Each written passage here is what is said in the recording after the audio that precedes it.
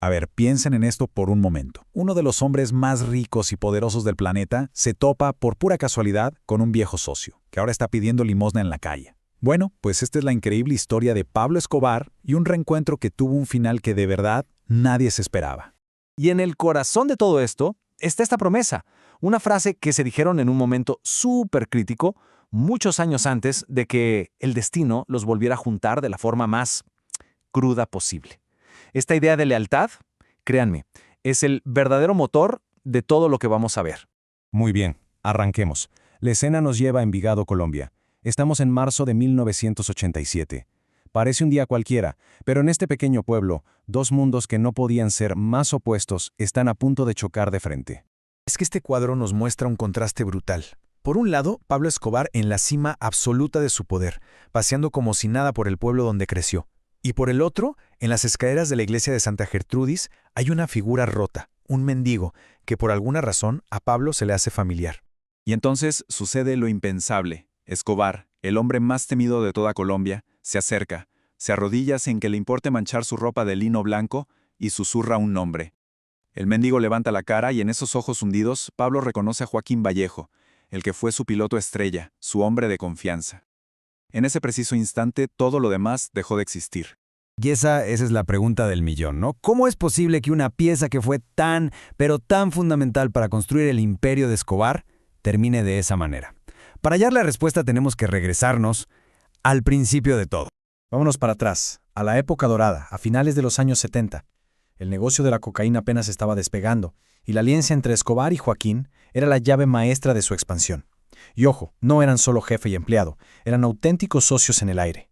Es que Joaquín no era un piloto cualquiera, para nada. Era un verdadero as, un artista del vuelo clandestino. Se decía que podía hacer que un avión simplemente desapareciera de los radares con una habilidad que parecía casi magia. Fue él quien piloteó los envíos que básicamente abrieron el mercado de Miami para Pablo. Era, en pocas palabras, insustituible. Esta línea de tiempo nos resume los puntos clave. Fueron años de puro éxito. Luego vino la famosa promesa de lealtad en medio de una tormenta. Y de repente, en 1982, ¡pum!, todo se quiebra. En un vuelo que se suponía era de rutina, a Joaquín lo atrapa la DEA. Y a partir de aquí, la lealtad de Joaquín se va a enfrentar a la prueba más dura de todas. De pronto se ve solo, en una celda en Estados Unidos, y le ponen sobre la mesa una oferta que, seamos honestos, la mayoría consideraría imposible de rechazar. Y este es el momento decisivo. En una sala de interrogatorios en Houston, un agente de la DEA llamado Richard Morrison le ofrece la libertad. Lo único que tenía que hacer era soltar las rutas, los laboratorios, delatar a Pablo. La respuesta de Joaquín fue simple, pero firme. No sé nada. Prefirió pasar 5 años encerrado antes que traicionar esa promesa de hermanos de guerra. ¿Pero saben qué pasó con toda esa lealtad? Pues fue recibida con un silencio absoluto. Cuando Joaquín regresa a Colombia, se estrella contra una realidad brutal. El mismo imperio que él ayudó a construir ahora le daba la espalda por completo. Y su caída fue implacable. Un golpe tras otro, sin piedad. Llega sin un peso, sin poder volver a volar. Pero lo más duro fue cuando intentó buscar a Pablo y sus propios guardias, que obviamente no lo reconocieron, simplemente lo corrieron. Y a partir de ahí, todo fue cuesta abajo. Estas fueron las palabras exactas que Joaquín le dijo a Pablo ahí, en la iglesia. La ironía es terrible. El hombre que guardó los secretos más grandes de la organización fue tratado como un intruso, como basura, por la seguridad de esa mismísima organización. Bueno, regresemos al presente, a ese encuentro en las escaleras.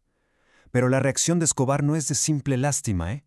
En ese hombre destrozado, él ve una oportunidad única, la solución a un problema importantísimo que tenía en su organización. La respuesta de Pablo es inmediata y muy metódica. No le da una limosna, le devuelve la dignidad. Primero, una comida caliente. Después, dinero para que se pudiera arreglar. Y luego se lo lleva a su legendaria hacienda Nápoles para ofrecerle algo mucho más valioso, un nuevo propósito. Aquí está la clave de todo, la confesión de Escobar. Su mayor debilidad era que todos sus hombres ya eran muy conocidos por las autoridades. Estaban marcados, vigilados. No se podían mover con libertad. Necesitaba a alguien que pudiera escuchar y ver todo, sin llamar la atención.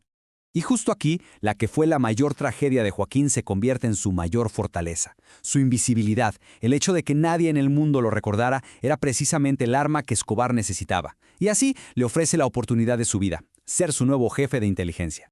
Ahora adelantemos la cinta 6 meses. El resultado de esa segunda oportunidad es, de verdad, simplemente asombroso. La transformación que vamos a ver es total, de 180 grados. Es que la comparación habla por sí sola. El mendigo se convirtió en un espía de élite. Escobar invirtió una fortuna en él, contrató a ex agentes del Mossad y de las Fuerzas Especiales Británicas para que lo entrenaran. Joaquín pasó de ser invisible por la miseria a ser invisible por su habilidad y profesionalismo. Y su valor se demostró casi de inmediato. Joaquín fue quien descubrió la Operación Jaque Mate, una alianza sin precedentes entre todos, absolutamente todos los enemigos de Pablo. Cárteles rivales, el gobierno, la DEA. El plan no era capturarlo, sino cazarlo. Esta información literalmente le salvó la vida a Escobar en ese momento.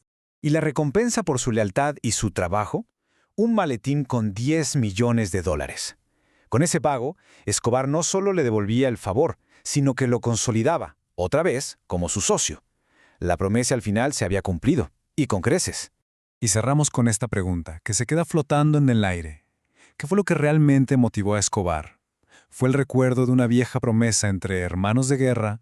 ¿O fue la visión fría y calculadora de un estratega que vio en la miseria de un viejo amigo el activo perfecto que necesitaba para sobrevivir? Quizá, como casi siempre, la verdad está en una mezcla muy compleja de las dos.